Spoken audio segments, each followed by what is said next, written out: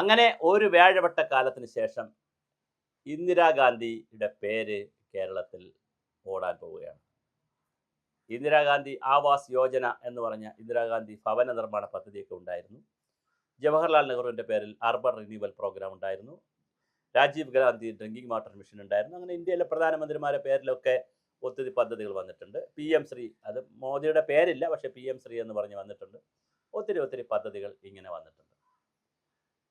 അപ്പോൾ അതുപോലെ ഇപ്പോൾ അവസാനം വന്നിരിക്കുന്ന UDFിൻ്റെ ഒരു ആദ്യത്തെ കന്നി കന്നി പെയ്ത്തെന്നോ കന്നി കൊയ്ത്തെന്നോ കന്നി കാണിക്കയെന്നോ എന്തോണോ കന്നി ദക്ഷിണയെന്നോ എന്ത് പേരിൽ പറയാം, പ്രിയദർശിനി സൗജന്യ യാത്ര, സ്ത്രീകൾക്ക് സൗജന്യ യാത്ര കൊടുക്കുക. ഒന്നാം ഘട്ടമായി ലോക്കൽ ബസ് എന്ന് പറഞ്ഞാൽ ഓർഡിനറി ബസ്സുകളിലാണ് കൊടുക്കുന്നത്. ഓർഡിനഡ ബസ് ദൂരെയല്ലേ നിർത്തുള്ളൂ, സ്റ്റോപ്പിൽ നിർത്തൂലല്ലോ. അപ്പോൾ ദൂരെ നിർത്തുമ്പോൾ സ്റ്റോപ്പിൽ നിൽക്കുന്നവർ ഓടണം. അതാണ് ഞങ്ങൾ കളിയാക്കി പറയും, ഓർഡിനറി ബസ്സാണ്, ഓർഡിനഡ ബസ്സാണ്, ഓടി വന്ന് കയറേണ്ട ബസ്സാണ്, അല്ലാതെ അടുത്ത് നിർത്തി തരില്ല. അതൊക്കെയാണ് പഴയ കഥ. ഇപ്പോൾ കുറച്ചുകൂടിയൊക്കെ സ്റ്റോപ്പിൽ നിർത്തും. എന്തായാലും പിന്നെ വളരെ രസകരമാണ് ഈ നമ്മുടെ ട്രാൻസ്പോർട്ടിൻ്റെ കാര്യം. 70 കോടി രൂപയാണ് പ്രതിമാസം ഇതിൻ്റെ ചിലവ് വരുന്നത്. പക്ഷേ അത് നഷ്ടമെന്ന് പറയാൻ പറ്റത്തില്ല. കാരണം ഈ തുക കേരള സർക്കാർ ഖജനാവിൽ നിന്ന് ഗവൺമെൻറ് കൊടുക്കും. വെൽഫെയർ സ്കീമാണിത്, അല്ലാതെ KSRTC ഒരു സൗജന്യമല്ല, സർക്കാരിൻ്റെ ക്ഷേമ പദ്ധതിയാണ്. അപ്പോൾ 70 കോടി രൂപ ഒരു മാസം സർക്കാർ ആർക്ക് കൊടുക്കണം? ഗവൺമെൻറ് KSRTCക്ക് കൊടുക്കണം. അപ്പോൾ 860 കോടി രൂപ ഒരു വർഷം കൊടുക്കേണ്ടി വരും. സാമ്പത്തിക പ്രതിസന്ധി കൊണ്ട് ഗവൺമെൻറ്റിനെന്നാണ് ഗവൺമെൻറ് പറയുന്നത്. ധവളപത്രമൊക്കെ വന്നല്ലോ. പക്ഷേ ഈ തുക കണ്ടെത്തി കൊടുക്കും. അധിക വരുമാനം KSRTCക്ക് ഉണ്ടാക്കാനുള്ള ശ്രമങ്ങൾ നടത്തുന്നു, പരസ്യങ്ങൾ ചെയ്യുന്നു. KSRTC ബസ്സിനകത്തും ധാരാളം പരസ്യങ്ങൾ ചെയ്യാൻ കോൺട്രാക്ട് ഓരോ വർഷം 2 വർഷത്തേക്കൊക്കെ പരസ്യങ്ങൾ ചെയ്യാം. അപ്പോൾ ആയിരക്കണക്കിന് വാഹനമുണ്ടല്ലോ, അതിനകത്തൊക്കെ പരസ്യം ചെയ്യാൻ പറ്റും. അത് നല്ല വരുമാനമാണ്. പിന്നെ ബസ്സിനകത്ത് പരസ്യം ചെയ്യുക, ഈ സൈഡിൽ പരസ്യം ചെയ്യുക. അപ്പോൾ ഇനി കളർഫുൾ ആയിരിക്കും ബസ്സിനകം മുഴുവൻ പരസ്യങ്ങൾ കൊണ്ട്. ഈ ട്രെയിനിലും ഫ്ലൈറ്റിൽ ചെറിയ പരസ്യം കാണാറുള്ളൂ, ട്രെയിനിലൊക്കെ വലിയ പരസ്യങ്ങൾ അകത്ത് കാണാറുണ്ട്. സീറ്റുകളുടെയൊക്കെ പിറകിൽ പരസ്യം കാണും. അതുപോലെ വലിയ പരസ്യങ്ങൾ വയ്ക്കാനുള്ള പൈസ ഉണ്ടാക്കുന്നു. പിന്നെ ഈ KSRTC സ്റ്റേഷനുകളിൽ പൈസ വെച്ച് ഇത് വെച്ചുകൊണ്ടുള്ള ബോർഡൊക്കെ വെച്ച്, പൈസ ഡിസ്പ്ലേ ബോർഡൊക്കെ വെച്ച്, അങ്ങനെ പല രൂപത്തിൽ കാശുണ്ടാക്കാനുള്ള, വരുമാനം വർദ്ധിപ്പിക്കാനുള്ള പരിപാടികളുമായിട്ട് KSRTC ഇറങ്ങിപ്പുറപ്പെട്ടു. അത് വർദ്ധിക്കുന്നതനുസരിച്ച് ഈ സർക്കാരിൻ്റെ വെൽഫെയർ സ്കീമിൽ അതെങ്ങനെ കൊടുക്കണം എന്നുള്ളതിൻ്റെ ധാരണ വരും. അപ്പോൾ ഓർഡിനറി ബസ്സിൽ കയറി കഴിഞ്ഞാൽ ടിക്കറ്റ് തരും. എല്ലാവരും അത് ആലോചിച്ചോണം, വനിതകൾ ആലോചിച്ചോണം, ടിക്കറ്റ് തരും. പക്ഷേ അതിൽ 0 എന്നായിരിക്കും എഴുതിയിരിക്കുന്നത്.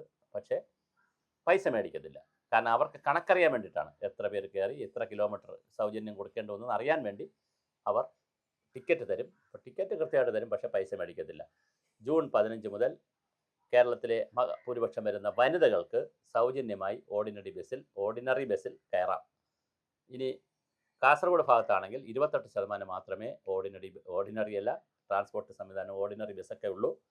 അത് കൂട്ടാനുള്ള ശ്രമങ്ങളും നടത്തും എന്നാണ് മുഖ്യമന്ത്രി പറഞ്ഞിരിക്കുന്നത്.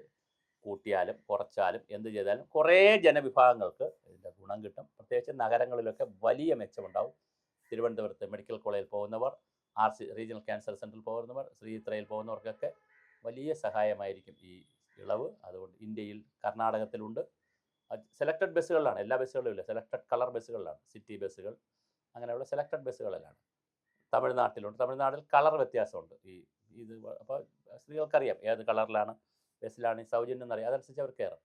അപ്പോൾ കേരളത്തിലാണ് ഓർഡിനറി ബസ്സുകളിൽ. അപ്പോൾ വളരെ കൃത്യമായ ഒരു പാക്കേജാണ് വന്നിരിക്കുന്നത്. ജനങ്ങൾ ക്ഷേമരാഷ്ട്ര സങ്കല്പത്തിലേക്ക് നമ്മൾ പോവുകയാണ്, ക്ഷേമരാഷ്ട്ര സ്റ്റേറ്റിലേക്ക്. മറ്റത് നികുതി പിരിച്ചു കഴിഞ്ഞാൽ പിന്നെ ഡയറക്റ്റ് ബെനിഫിഷ്യറീസ് ഒന്നും സർക്കാർ കൊടുക്കാറില്ല.